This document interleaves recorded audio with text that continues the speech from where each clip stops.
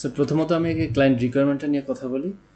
এই ক্লায়েন্টের যেটা চাওয়া পাওয়া সেটা হচ্ছে যে তাদের একটা প্রোডাক্ট পেজ থাকবে, যে প্রোডাক্ট পেজে এভাবে তাদের প্রোডাক্টগুলো শো করবে এবং যে কোনো প্রোডাক্টে ক্লিক করলে প্রোডাক্টের একটা ল্যান্ডিং পেজ আসবে। যাই হোক, তো এই প্রোডাক্টের যে ল্যান্ডিং পেজটা সেটা হবে কীরকম, সেটা হবে এরকম। এখানে ফিগমা ডিজাইন দেওয়া আছে, এরকম হইতে হবে প্রোডাক্টের ল্যান্ডিং পেজটা। তো যেখানে একটা রিকোয়ারমেন্ট, যেখানে আরেকটা ব্যাপার হচ্ছে যে তাদের এই প্রোডাক্টের যে ফিচার আছে, সো কোনো প্রোডাক্টের ফিচার আছে হয়তো 5টা, কোনো প্রোডাক্টের আছে 7টা। সো তারা এক্স্যাক্টলি শিওর না যে কয়টা করে ফিচার তারা অ্যাড করবে।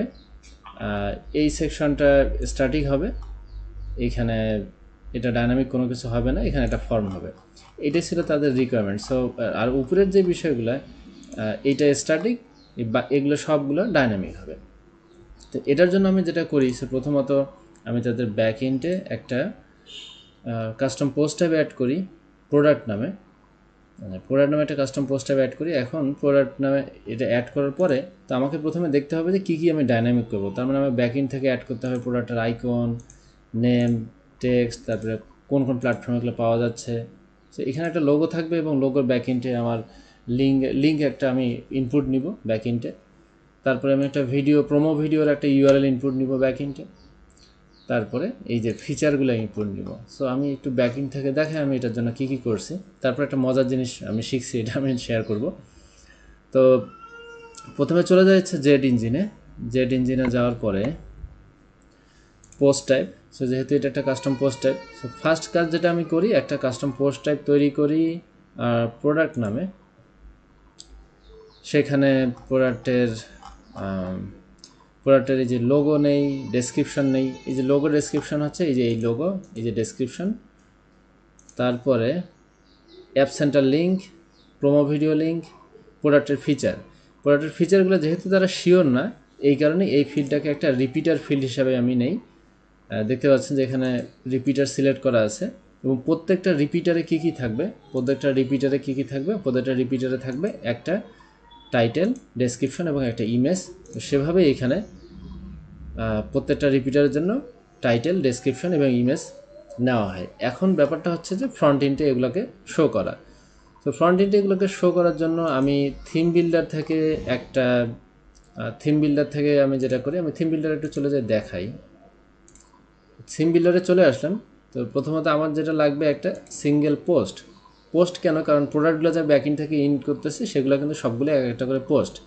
সো এখন প্রোডাক্ট সিঙ্গেল পোস্ট নামে আমি একটা নেই, যেখানে এবার আমি এডিটে যাই, যে একটু আমি দেখাই যে এরপরে ফ্রন্ট এন্ডের ইনফরমেশনগুলো আমি কীভাবে ডিসপ্লে করছি এবং একটা চ্যালেঞ্জিং পার্ট ছিল সেটা কীভাবে ডিসপ্লে করছি। এই বিষয়গুলো কমন, যে আপনি এখানে একটা ইমেজ উইজেট ড্র্যাগ করে দিলেন, দিয়ে এটা এখান থেকে সিলেক্ট করে দেবেন। এটা লোড নিতে সময় নিচ্ছে মনে হয় এদের সার্ভারের কারণে, আমি জানি না এটা কতক্ষণ লোড নেবে।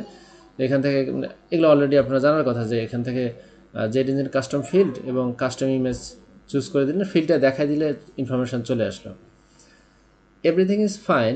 এখন আমি যে এইটা তো স্ট্যাটিক, এটা আমি কোনো ডাইনামিক ফিল্ড নেইনি। এখন যেই চ্যালেঞ্জের মুখে পড়লাম আমি যখন এখানে ক্লায়েন্টের রিকোয়ারমেন্টে আছে, প্রথম ফিচারটা দেখাবে, ইমেজটা থাকবে প্রথম ফিচারের ক্ষেত্রে ডান পাশে, পরের ক্ষেত্রে থাকবে বাম পাশে। এখন এইটা তো আমি দেখাতে পারতেছিলাম না।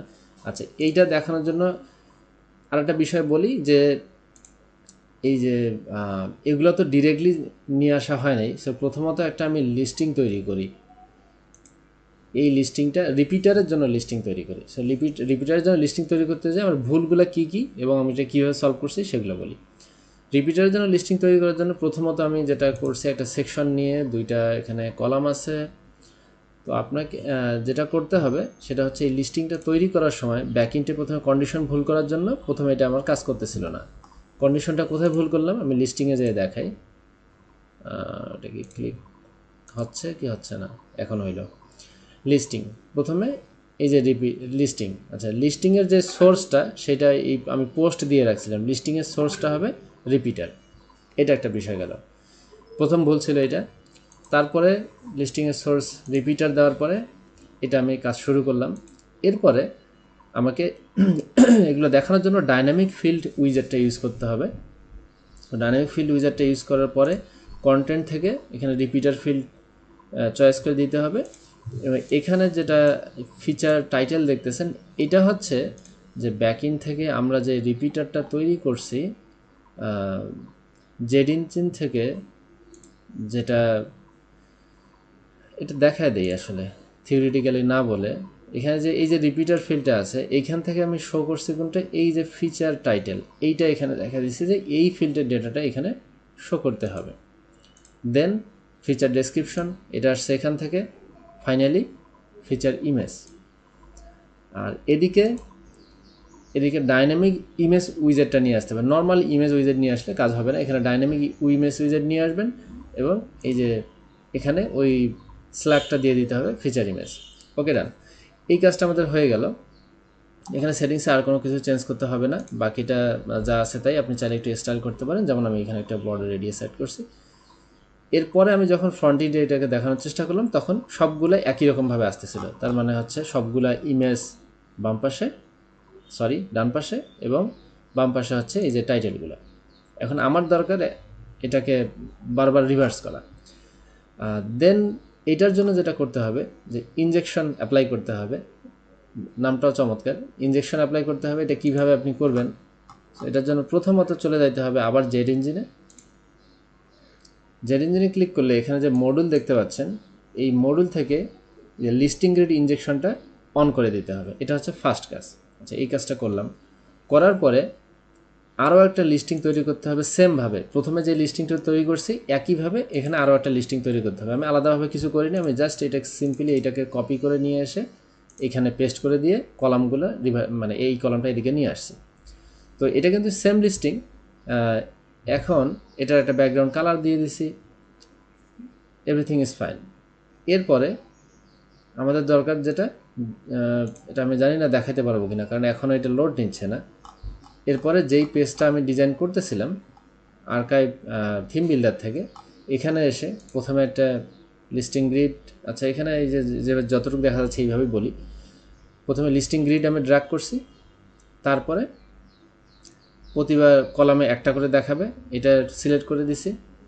এরপরে এই যে এখানে একটা দেখতে পাচ্ছেন যে একটা অপশন যে ইনজেক্ট অল্টারনেটিভ লিস্টিং আইটেম, এটা অন করে দিলে আপনি দেখবেন যে আর একটা এরকম লিস্টিং আইটেম আপনাকে সিলেক্ট করার সুযোগ দিবে। তখন আমি যেটা করছি, তখন আমি এই যে অল্টারনেটিভ লিস্টিংটা ওকে সিলেক্ট করছি এবং বাকি কোনো সেটিংস আমি সোফার যা মনে পড়ে আমি চেঞ্জ করি নাই। আমি একটু পজ করে আমি দেখি এটা লোড দেওয়ানো যায় কিনা, তো করা যাচ্ছে না।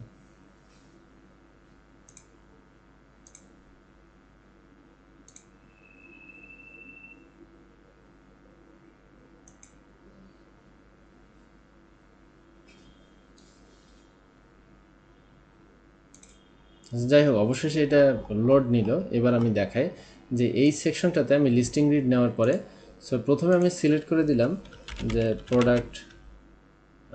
প্রোডাক্ট ফিচার এই লিস্টিংটা, আর এটার কিন্তু অল্টারনেটিভ একটা লিস্টিং আছে। সো মেইন লিস্টিংটা সিলেক্ট করে দেওয়ার পরে এখানে পার কলামে একটা করে দেখাবে।